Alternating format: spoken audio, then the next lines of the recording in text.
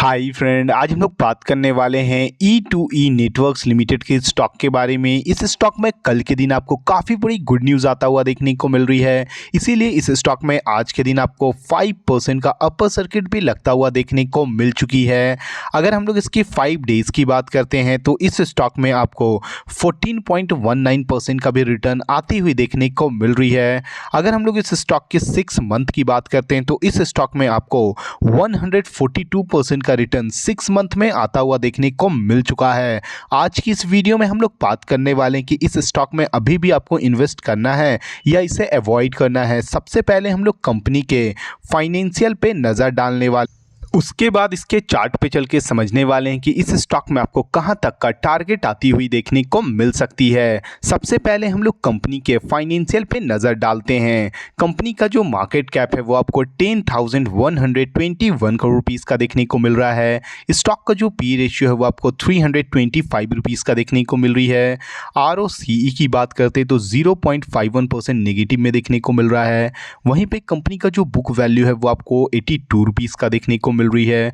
ROE की बात करते तो माइनस में 0.95% का देखने को मिल रहा है और कंपनी का जो फेस वैल्यू है वो आपको 1 रुपीज़ में देखने को मिल रही है।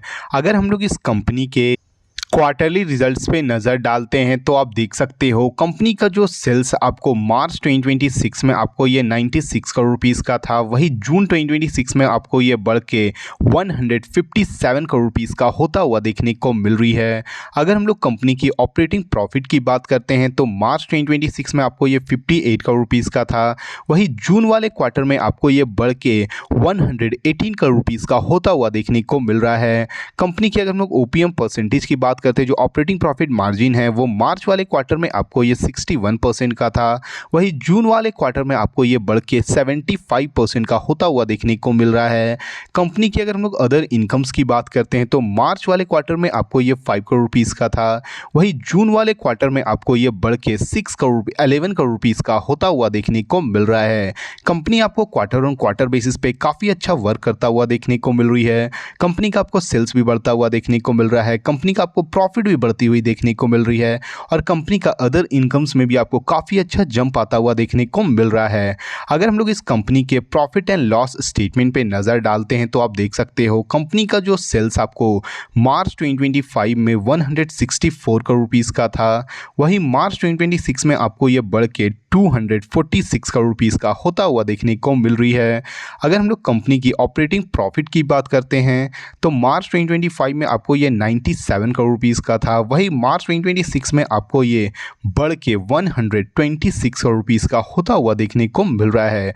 कंपनी आपको ईयर ऑन ईयर बेसिस पे भी आपको काफ़ी अच्छा वर्क करता हुआ देखने को मिल रही है। कंपनी का आपको सेल्स भी बढ़ता हुआ देखने को मिल रहा है और कंपनी का आपको प्रॉफिट भी बढ़ती हुई देखने को मिल रही है।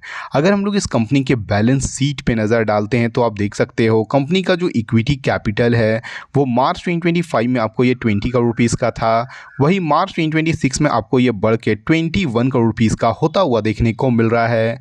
कंपनी की अगर हम लोग रिजर्व्स की बात करते हैं तो मार्च 2025 में जो कंपनी का रिजर्व आपको 1573 करोड़ रुपीज़ का था, वही मार्च 2026 में आपको ये बढ़ के 1664 करोड़ रुपीज़ का होता हुआ देखने को मिल रहा है। कंपनी की अगर हम लोग बोरोइंग की बात करते हैं कि इस कंपनी पे कितना कर्ज है तो मार्च 2025 में जो कंपनी का बोरोइंग आपको 73 करोड़ रुपीज़ का है, वही मार्च 2026 में आपको ये बढ़ के 159 करोड़ रुपीज़ का होता हुआ देखने को मिल रही है। किसी भी कंपनी का जो बोरोइंग जो कर्ज है वो बढ़ती है तो कंपनी के लिए काफ़ी बड़ी नेगेटिव न्यूज़ मानी जाती है कि किसी भी कंपनी का जो कर्ज बढ़ता है वो कंपनी के लिए काफ़ी बड़ी नेगेटिव न्यूज़ मानी जाती है। वहीं पे किसी भी कंपनी का जो रिजर्व बढ़ता है वो कंपनी के लिए काफ़ी बड़ी पॉजिटिव न्यूज़ मानी जाती है और कंपनी का आपको इक्विटी कैपिटल भी आपको बढ़ता हुआ देखने को मिल रहा है। अगर हम लोग इस कंपनी के शेयर होल्डिंग पैटर्न पे नज़र डालते हैं तो आप देख सकते हो कंपनी का जो प्रोमोटर का होल्डिंग है वो आपको जून 2026 के अकॉर्डिंग 39.45% का देखने को मिल रही है। फॉरेन इन्वेस्टर की अगर हम लोग बात करते हैं तो 1.27% का देखने को मिल रहा है।